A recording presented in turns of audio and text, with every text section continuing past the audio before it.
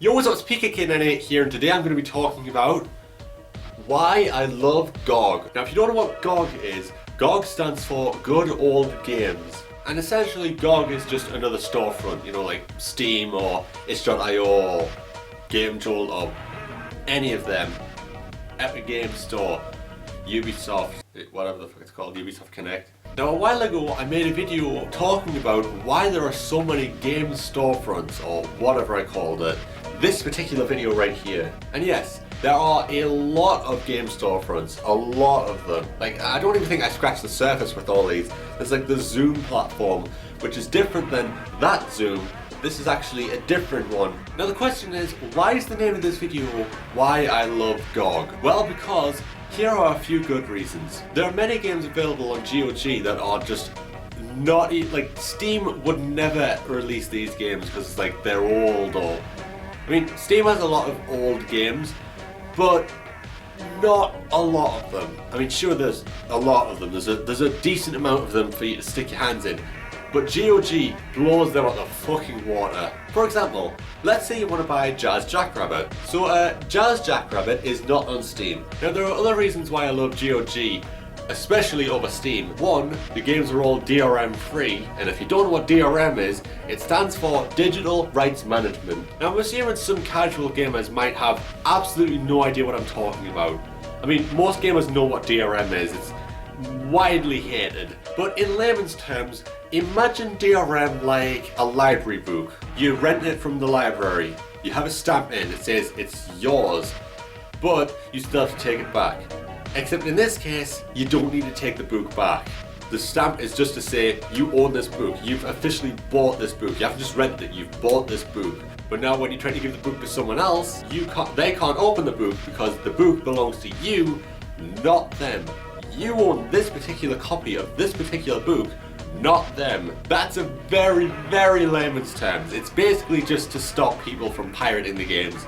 Although Steam DRM is pathetically easy to break. But another thing that I love about GOG is that they do things that Valve only wish they could. For example, with Jazz Jackrabbit 2, there's this tool which is fan-made called Jazz Jackrabbit 2 Plus, which is essentially like an updated source port of Jazz Jackrabbit 2, you know, like with better lighting, maybe widescreen. I'm not sure if the original game on widescreen, you know what I mean?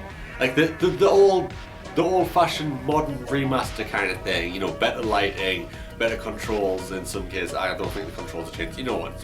It updates things that need to be updated. Now the thing with the GOG release is that it actually comes with Jazz Jackrabbit 2 Plus. That's right, an official re-release of Jazz Jackrabbit. If I could fucking speak. That's right, an official Jazz Jackrabbit 2 re-release on GOG comes with a fan-made tool. And if you think that's insane, the first two Elder Scrolls games have been on GOG for a long time. They were only recently re-released on Steam. I think they were available on the Bethesda website for the longest time, but they're available on GOG for free. What's insane is that there is a fan-made port of Daggerfall, which is the Elder Scrolls 2, to the Unity engine.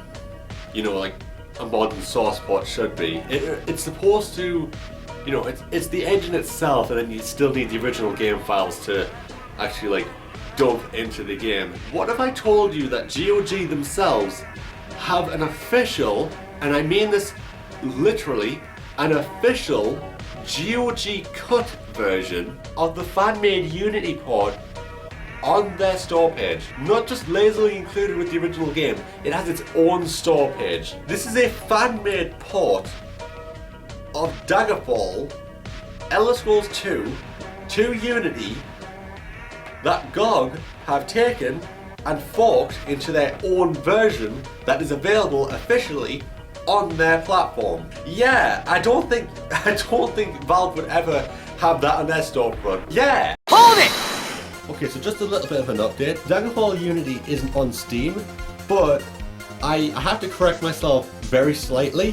When I was actually searching for Daggerfall Unity, I saw that it supported, quote unquote, it's like the official Steam release supported the Unity mod. So I actually checked the official Steam page that it says right here, better support for Daggerfall Unity mod. That's on the official changelog on the Steam version. So, you know, like they've actually updated the game to essentially officially support the Unity mod, which is amazing, but it's still Bethesda, so yeah. Take that with a grain of salt. What's even more insane about this Daggerfall Unity GOG port or whatever is the fact that in the description, I'm not even kidding, in the fucking description of the game, they list recommended mods. They list recommended mods for a game that it's like. And these aren't like GOG links or anything, like most of these are like Nexus mods or anything, they're unofficial. And they're just saying, hey yeah, we like these mods, so let's give them a bit of a shout out. Imagine if Steam did that. Imagine if you saw a fucking Steam game with fucking, in the fucking description of the game, having links to fucking mods. They never do that. Every single time you want a good mod or like, oh I want to improve the game because the game on Steam is kind of shit.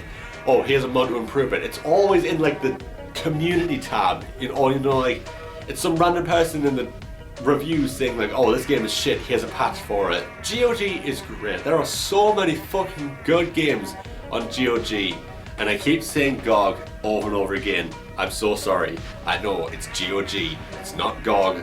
Shut up, me. So yeah, I strongly recommend, like, when it comes to my Epic Games Launcher video or my Epic Games Store video, that video was sort of like, yeah, you can use it if you want free games, yeah, but I don't exactly recommend it, quote unquote, you know, like, I recommend it for getting free games, but I didn't recommend it for the store itself because it was kind of shit. No, I highly recommend getting GOG. When I say getting GOG, I mean, you know, GOG Galaxy, you know, which is their own launcher. I highly recommend downloading it, making an account. So anyway, I've been your host, Pika Kinene. This has been Pika Kinene Chat, and you've all been fantastic. So until the next video, I say bye bye.